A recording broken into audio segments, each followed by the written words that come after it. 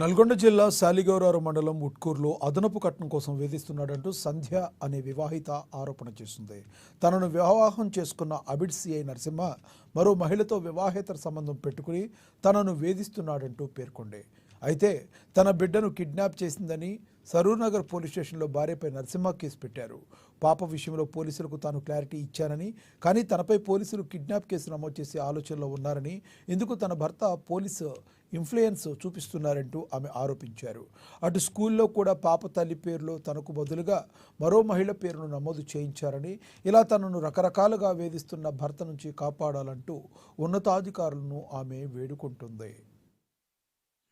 మీరు ఆడ ఉన్న ఏం లేదు, మాకు అమ్మాయిని చూపించేసి ఫస్ట్ ఫోన్లో అంటారు. ఫోన్ అంటే ఫోన్లో కూడా మాట్లాడతారు, ఫోన్ అంటే బాగుండదులే కానీ డైరెక్ట్ మేము చూస్తాం, తోటి తీసుకొని సిగ్నేచర్ పెట్టించుకొని వెళ్ళిపోతామని అన్నారు. మనసు చూసుకొని తర్వాత మళ్ళీ నువ్వు డబ్బులు తీసుకొస్తేనే నేను ఉంచుకుంటా, లేకపోతే నేను నిలగొడతా, మళ్ళీ మీ అమ్మలతో డబ్బులు తీసుకురా, అరెకరం లేకపోతే 16 లక్షలు తీసుకొని వస్తేనే ఉంచుకుంటా అని చెప్తున్నాడు. అదే క్రమంగా రోజు ఇంట్లో టార్చర్ పెట్టడం, ఇబ్బంది పెట్టడం అవన్నీ చేస్తున్నాడు. మా పేరెంట్స్ తోని ఫోన్ కూడా మాట్లాడనీయకుండా, వాళ్ళని ఎక్కడ కలవనీయకుండా చేస్తున్నాడు.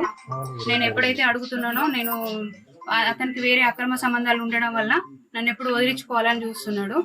అతనికి అమ్మాయిలతో చాటింగ్ చేయడం, ఫేస్బుక్లు, టెలిగ్రామ్, ట్విట్టర్లలో అందరితో చాటింగ్ చేస్తున్నాడు. ఏంటంటే నేను మొగోడిని, నేను ఏం చేసినా చేస్తా, నువ్వు ఆడోళ్ళు, నువ్వు నన్ను అడగొద్దు, నువ్వు అడిగే రైట్స్ లేవు అని చెప్పి నన్ను అంటున్నాడు. ఏ విధంగా చూసినా నన్ను ఊరికి ఇబ్బంది పెట్టి టార్చర్ చేస్తుండు. నేను అందుకోసం పిల్లల్ని నేను తీసుకొని లాస్ట్ టైము మీరు వెళ్ళిపోండి లేకపోతే చంపేస్తా అంటే నేను నా పిల్లల్ని తీసుకొని ఇంటికి వచ్చేసిన, మా తల్లిదండ్రుల ఇంటికి వచ్చినాక పాపని తీసుకెళ్తాను, నిన్ను 3 days తర్వాత తీసుకెళ్తాను అని చెప్తే నేను నిజమే అని నమ్మి పాపను పంపించిన. తీసుకెళ్లిన దగ్గర నుండి పాపను చూడనియకుండా అతని దగ్గరే పెట్టుకొని అప్పటి నుంచి చూడనిస్తలేడు, మాట్లాడనిస్తలేడు, కలవనిస్తలేడు. ఎందుకు అని అంటే, నువ్వు డబ్బులు ఇస్తానే నేను చూడనిస్తా, మాట్లాడనిస్తా, నిన్ను కూడా తీసుకెళ్తా, లేకపోతే అక్కడే ఉంచుకుంటా, పాప కోసం నువ్వు డబ్బులు తెచ్చుకో అని చెప్పి నన్ను బెదిరిస్తున్నాడు.